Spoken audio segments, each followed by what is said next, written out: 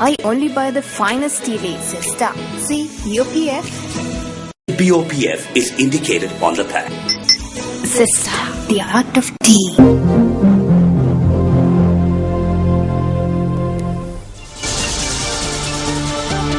Good afternoon and welcome to Lunchtime News, live here on News First. I'm Nicola D'Souza. First, we take a look at our headlines for this afternoon. A student alleged to have jumped off a building at the University of Colombo dies at the National Hospital in Colombo. Heavy showers forecasted in several parts of the island today as well. ERT, the state broadcaster of Greece, reopens. A student who is alleged to have jumped off a building at the University of Colombo died while receiving treatment at the National Hospital in Colombo this morning. Director of the Accident Ward of the National Hospital, Dr. Kapila Vikramanayaka, says that the student died of severe internal bleeding in the brain.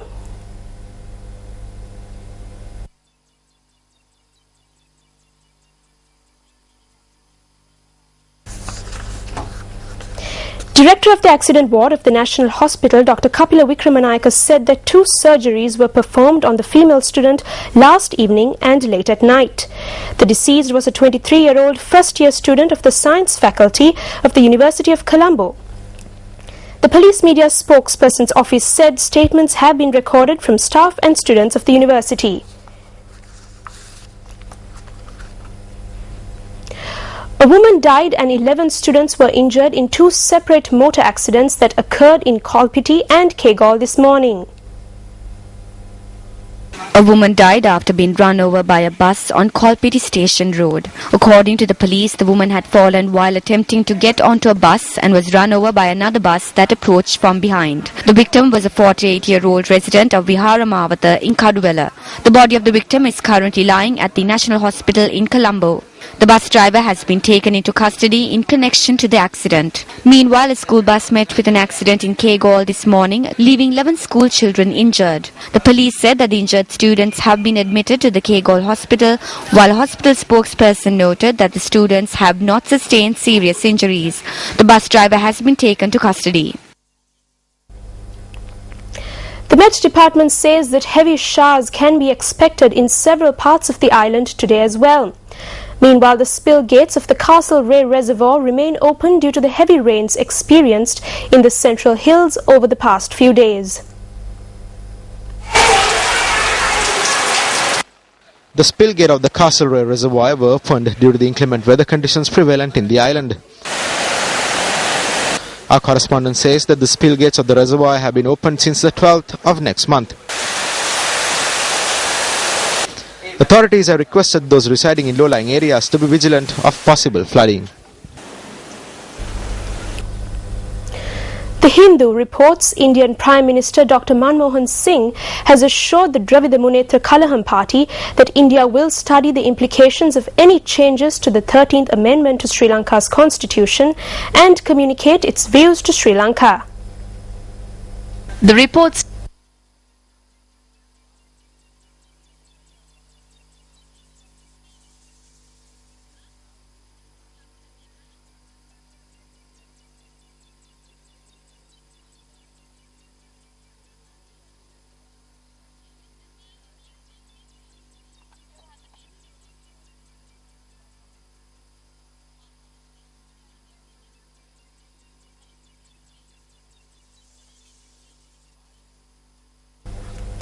A suspect was injured in a police shootout in the Thalava area in Anuradhapura at around 1:20 this morning.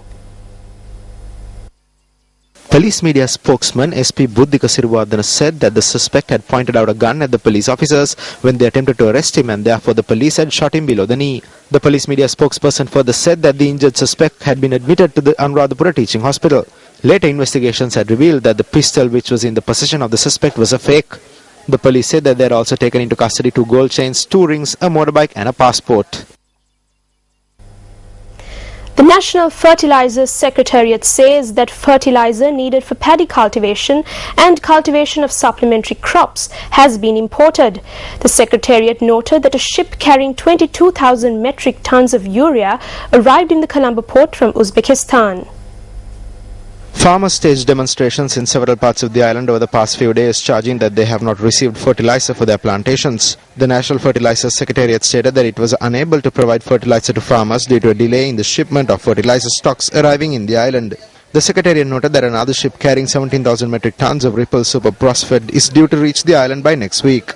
The National Fertilizer Secretariat stated that fertilizer needed for paddy and vegetable cultivations and the cultivation of supplementary crops will be distributed by a fertilizer company in the next few days. Another phase of the series of media workshops conducted by News First to improve the media knowledge of school children is currently underway at Royal College in Waimba in Kurunegala. This was incidentally the 95th media workshop organized by News First.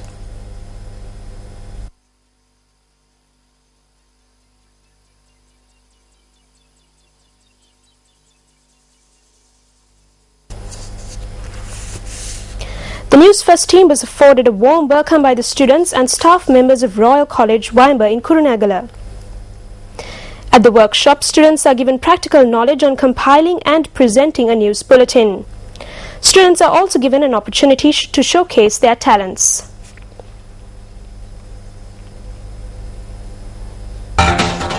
The Hindu reports Indian Prime Minister Dr. Manmohan Singh has assured the Dravida Munnetra Kalaham party that India will study the implications of any changes to the 13th Amendment to Sri Lanka's constitution and communicate its views to Sri Lanka.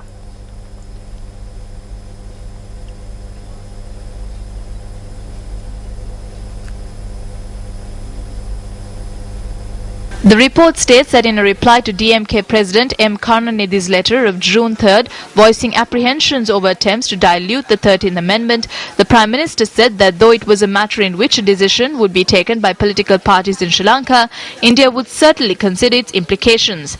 Dr. Manmohan Singh had said that the Union government had consistently worked for all communities, including the Tamils in Sri Lanka, to find their rightful place and live in harmony. Karunanidhi in his letter had sought India's intervention in implementing the Rajiv Gandhi Jayawardena Accord of July 1987.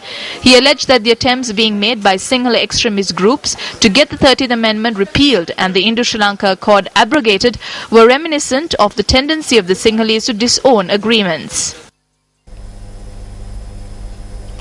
Sri Lankan batsman Mahela Jayawardena credited skipper Angelo Matthews for leading the side through some tough games in the ICC Champions Trophy.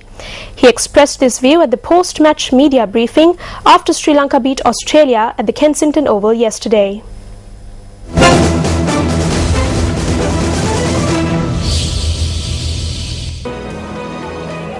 Sri Lanka booked their place in the semi-finals of the ICC Champions Trophy for the third time in the tournament's history.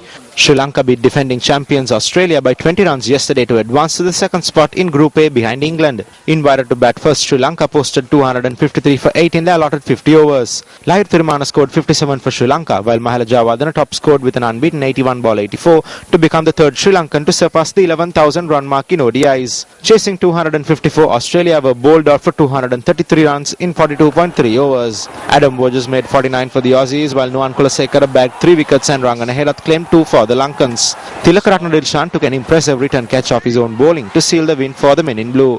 Sri Lanka will face Group B leaders in India on Thursday, while England will face South Africa tomorrow in the semi-finals. Speaking at the post-match press conference, man of the match Mahela Jayawardena had this to say. I think so far in this tournament we had some really tough games, and I thought Angie's handled himself really well, so our job is to try and help him as much as possible. I think they're playing some really good cricket. The batting looks really strong, so those are key areas that we need to focus a bit on, but it's a semi-final. Warm-up games or whatever, it doesn't count right now. It's a big tournament, it's a semi-finals. I'll be desperate for every game to win, simple as that. It's not about big trophies or whatever, just to win matches, so I'll have that same passion, I'll have that desperation to win games. It doesn't matter whether it's a semi-final, a final or just a group game. As long as I have that attitude and the rest of the boys, will go a long way.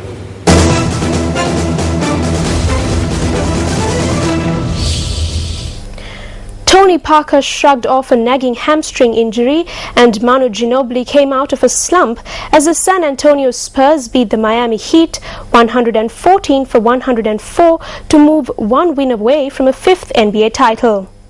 Struggled mightily with his shot. The rejuvenated Spurs closed out the opening quarter on a wild 15-2 run capped by a three-pointer from second-year forward Kawhi Leonard that gave the hosts a 13-point lead and sent the home crowd into a frenzy. Danny Green went 6 of 10 from behind the arc, including one midway through the second quarter that built San Antonio's lead to 42-26 and forced the Heat to call a timeout. Doesn't let it affect them that time. Puts up a three. Puts it in. Danny Green does it again. Now has an NBA Finals record. Miami looked poised to grab their first lead of the game when they raced out after the halftime break with the 8-0 run to pull within 2 points. But just as they did every time the visitors threatened to take control, the Spurs pulled away. Green steps back for three. Bang!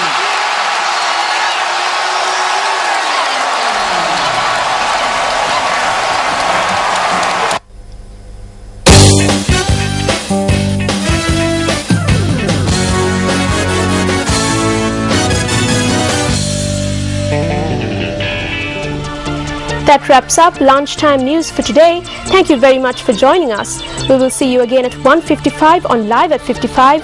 I'm Nicola De Zoiza. Have a great day.